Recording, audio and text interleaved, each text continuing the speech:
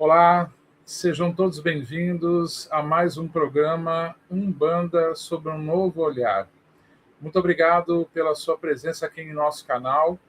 Você que chega aqui pela primeira vez, muito obrigado. Se você gostar da proposta de estudo do nosso canal, por favor, curta a nossa página, ative as notificações para que cada vídeo novo que nós lançarmos aqui possa chegar até você.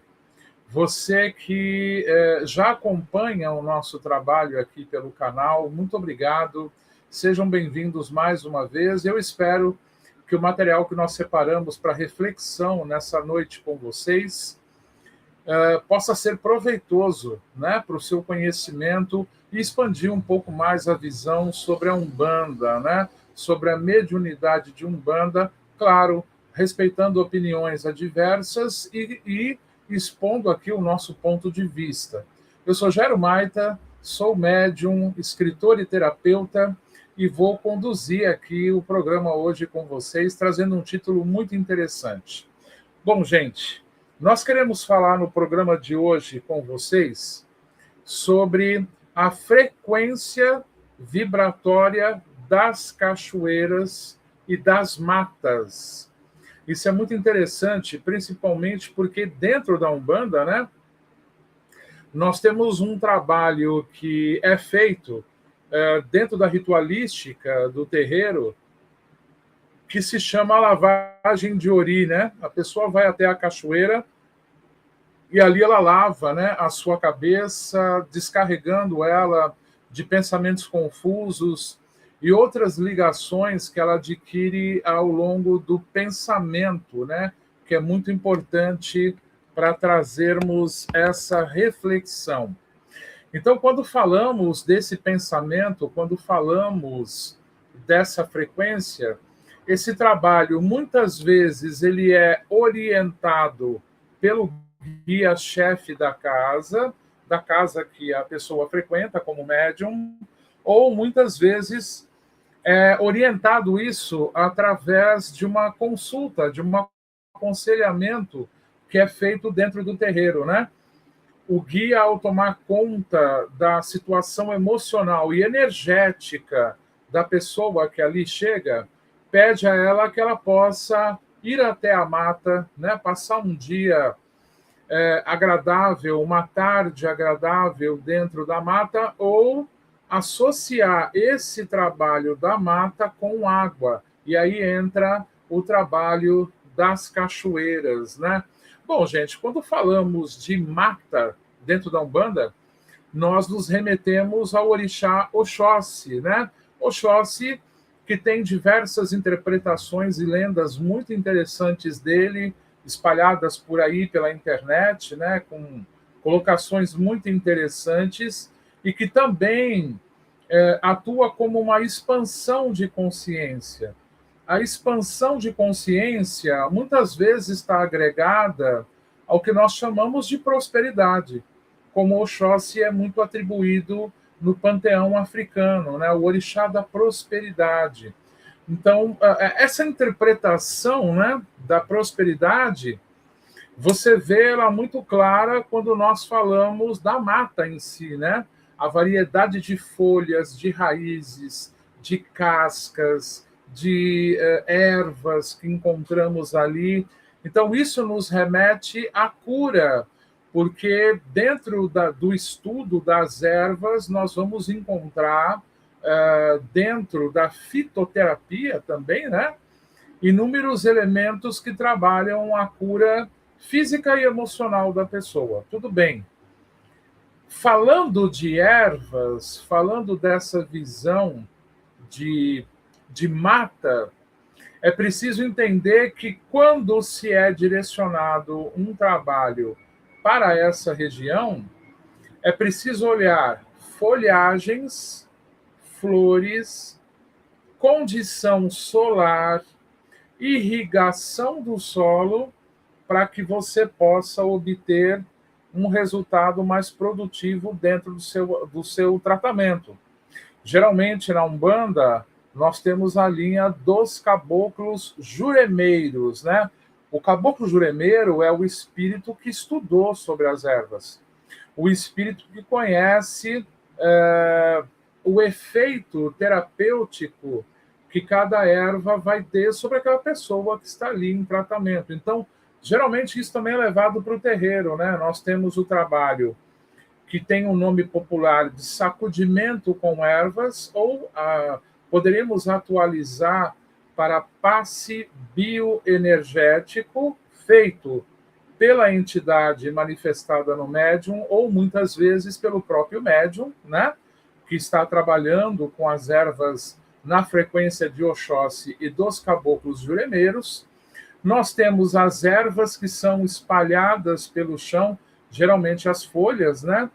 E que obedecem, mesmo dentro do ato de espalhar as ervas, nós temos que entender a função yin e yang de cada folha. O que é uma folha quente, o que é uma folha morna, o que é uma folha fria, né?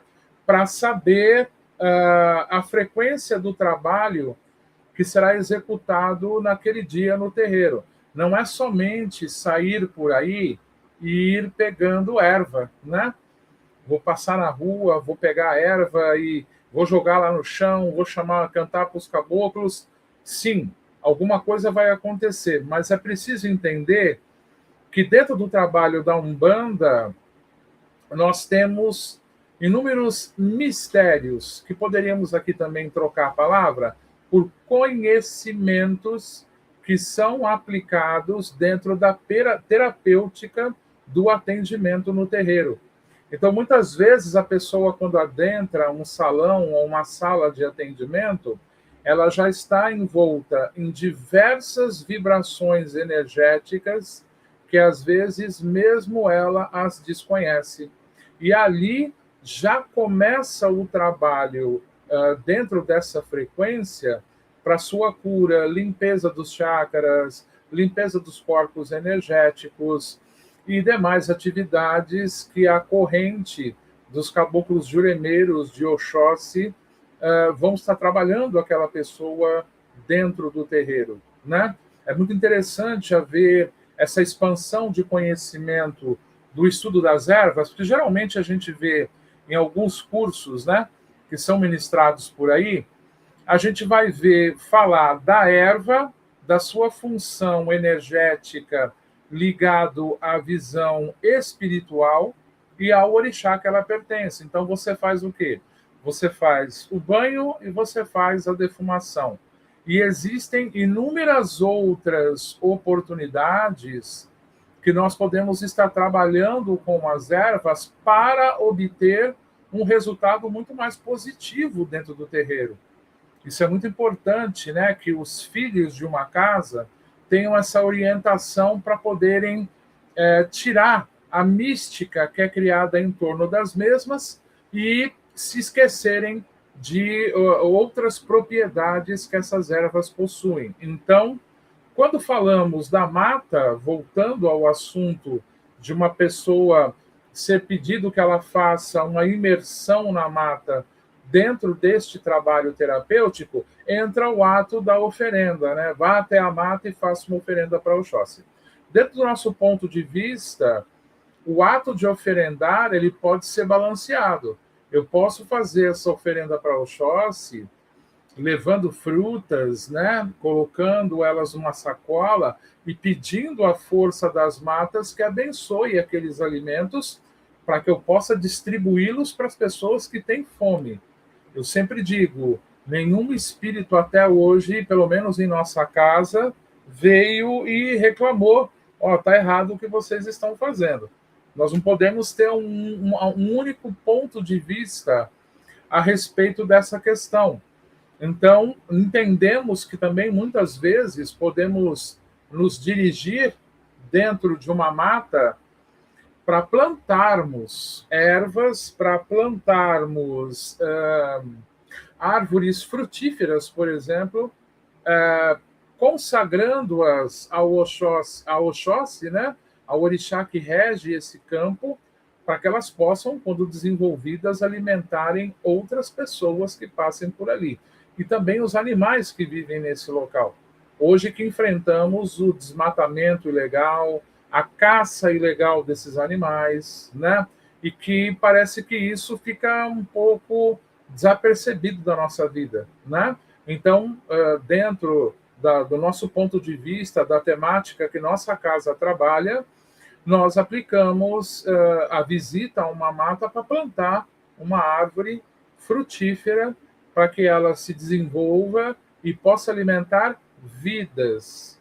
Eu acredito que esse é um ponto muito importante quando a gente fala de orixá, né, dessa força da natureza, para entendermos uma atuação dela mais eficaz dentro da questão energética. Então, vamos ter as folhas que compõem a mata, folhas de coloração escura, folhas pontiagudas, flores, né, que dão dentro da mata o aroma das folhas, o aroma das flores, eles já fazem um trabalho energético quando eu estou imergindo dentro da mata, eles já fazem um trabalho de limpeza natural, sem eu precisar evocar qualquer força que seja, e quando, claro, faço essa evocação, eu tenho uma potencialização desse reino que ali se encontra para poder me beneficiar do mesmo, né? Então, quando falamos dos caboclos juremeiros, né? Nós temos uma linha de caboclos, a começar pelo caboclo roxo, né? Que muito cantado na Umbanda, muitos médiuns trabalham com ele, que quando não há a presença do médium para haver a manifestação do espírito, esses espíritos eles recolhem das folhas, das frutas, dos caules das árvores, das raízes, né? Eles recolhem o que chamamos de bioplasma, que é a energia que seria uma forma mais comum, o ectoplasma, a energia dessas folhas, dessas flores, dos frutos, dos caules que ali estão, e trabalham, né? O duplo etéreo, principalmente, os chakras, refletindo isso no corpo físico das pessoas que se dirigem ali para serem tratadas. Temos essa ação dos caboclos juremeiros, né? A gente canta muito para o caboclo dentro da Umbanda, mas a gente não sabe que há uma subdivisão dentro dessa linha de trabalho, e uma dessas divisões são os caboclos juremeiros, né? Uma outra questão que achamos prudente colocar ainda dentro do reino das matas é quando nós vamos fazer a colheita das folhas. Deixa eu tomar uma aguinha para molhar a garganta aqui.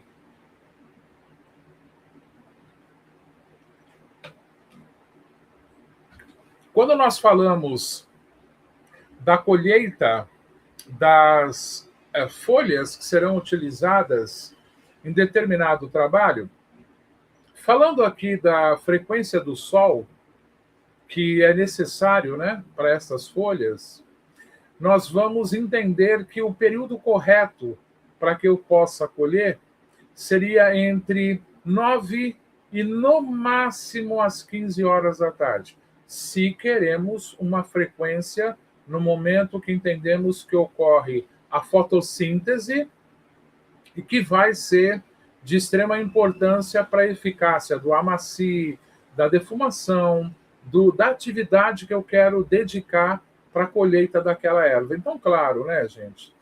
A Umbanda ela nos encanta porque ela mostra um respeito fantástico pelas forças da natureza, né? Como outras religiões afrodescendentes também o fazem, né?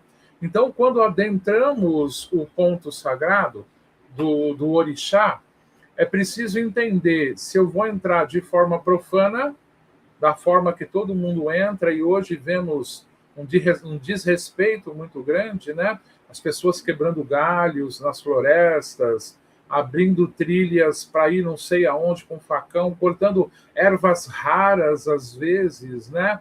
E o pior disso, pessoas se utilizando de drogas dentro desse campo natural, o que é extremamente danoso para nós, né? Então, quando nós falamos do lado profano, eu entro de qualquer jeito, eu não respeito o sagrado, eu não vivo a energia daquele local e faço as coisas como eu acho que devo fazer. Infelizmente, boa parte de pessoas que não são conhecedoras dos estudos da Umbanda costumam realizar isso. Temos a parte do sagrado. Então, a parte do sagrado, tudo que ali dentro eu for mexer, eu peço permissão para recolher somente o que for necessário, para recolher somente aquilo que eu irei aproveitar, para respeitar o espaço das vidas que tem ali dentro da mata, da floresta, para que o axé, a força daquele elemento que eu estou cuidando, possa ser levado com respeito para dentro do meu terreiro. Então eu não cometo excessos. Eu vou colher a quantidade de folhas que eu necessito. Eu não vou simplesmente pegar um tanto de folha que eu vou jogar uma parte fora depois. Eu vou levar somente aquilo que for necessário, aquilo que eu for usar para obter um resultado melhor deste trabalho que eu me propus fazer. Então, um ponto que nós temos que observar é essa forma, essa vivência de sabermos adentrar o ponto sagrado dos orixás. Feito. Se nós realizamos a colheita das ervas próximo aonde tem água, e aqui nos referimos à força das cachoeiras, né? Que poderíamos dizer que é uma água mineralizada e que leva a frequência do orixá muito querido dentro da Umbanda, uma mãe orixá, que é Mamãe Oxum, né?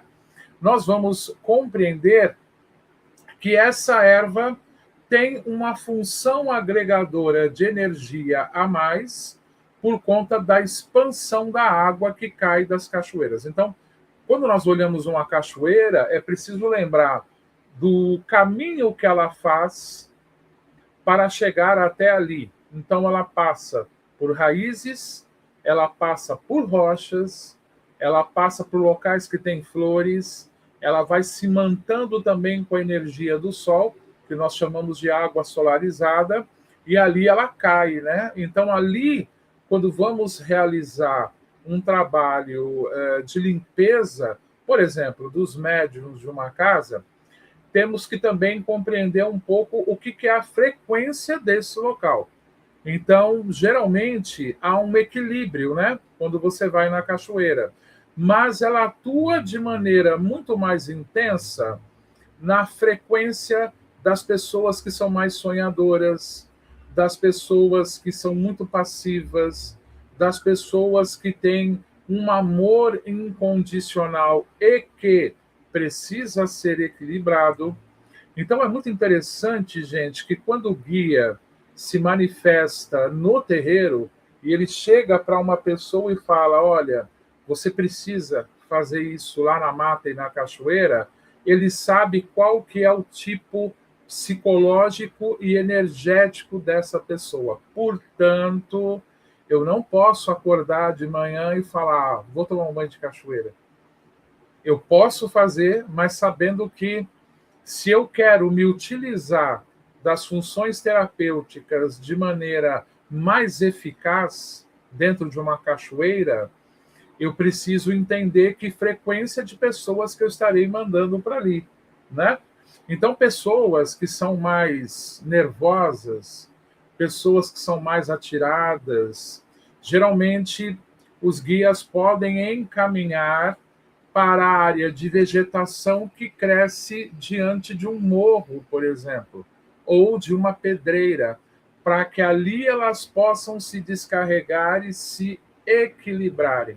Então, o banho de cachoeira é a segunda tarefa, aonde já com essas energias equilibradas aos pés de um morro ou de uma pedreira onde é rodeado por vegetação, e geralmente a vegetação desses locais é de folhas mais grossas, mais escuras, pontiagudas, e que tem uma função energética para as pessoas que ali irão se tratar, nós vamos compreender que aí sim ela está habilitada a se dirigir. Se vamos falar de energia, até uma cachoeira, onde ali a questão do amor, dos sentimentos nessa pessoa serão também equilibrados dentro da força que este ponto, né, a cachoeira, a água, que vem composta de inúmeros elementos, já foi trabalhado e já pode ali estar atuando no reequilíbrio e na harmonização dessa pessoa. Então, as ervas que crescem ao lado de uma cachoeira, essas ervas, elas têm uma ligação muito forte com o elemento água e, portanto, também são ervas que atuam dentro da questão emocional das pessoas que iremos tratar. Então, saindo desse ponto de força e nos dirigindo para dentro de um terreiro, nós vamos entender que determinados problemas, como depressões, síndromes de pânico, ou ainda a causa emocional deixada por uma demanda, porque nós falamos muito sobre demanda, né, gente? Foi feito um trabalho para a pessoa. Tá, a Umbanda tem recursos para trabalhar essas questões, mas temos que observar que quando falamos de giras, sessões, em giras ou atendimentos, o nome que seja dado de acordo com a filosofia do local, as correntes que são trabalhadas, né?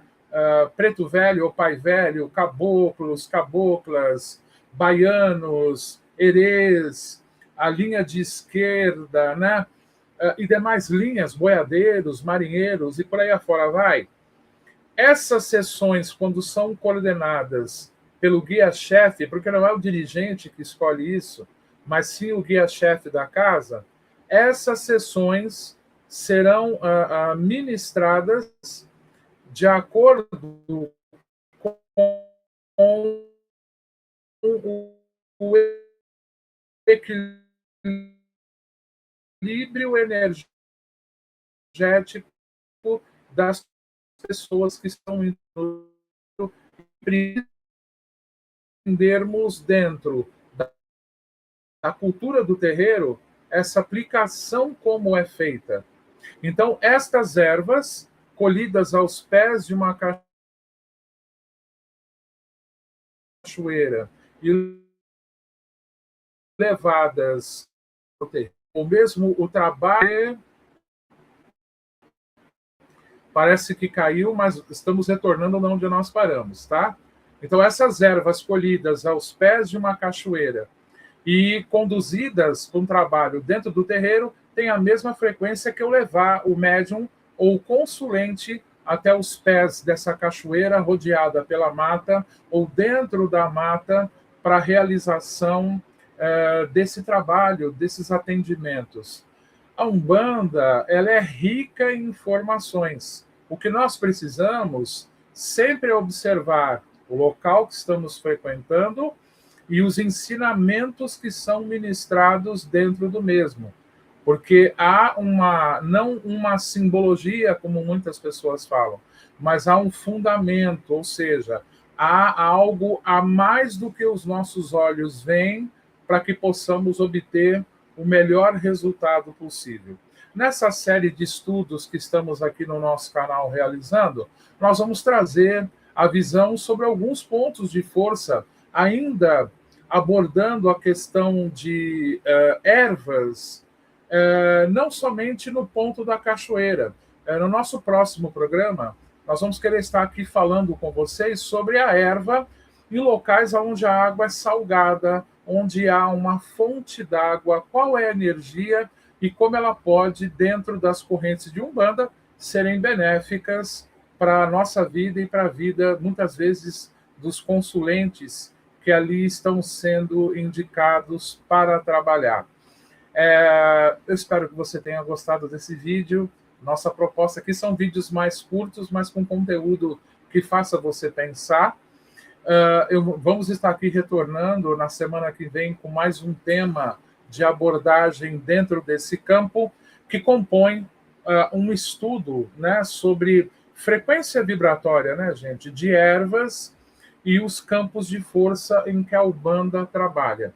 Necessariamente, nós não vamos nos deter tanto na qualidade do orixá, porque aí nós entramos em outro ponto de estudo e que, claro, nos programas que aqui haverão, nós poderemos sim estar trabalhando isso com vocês. Mais uma vez, eu deixo o convite.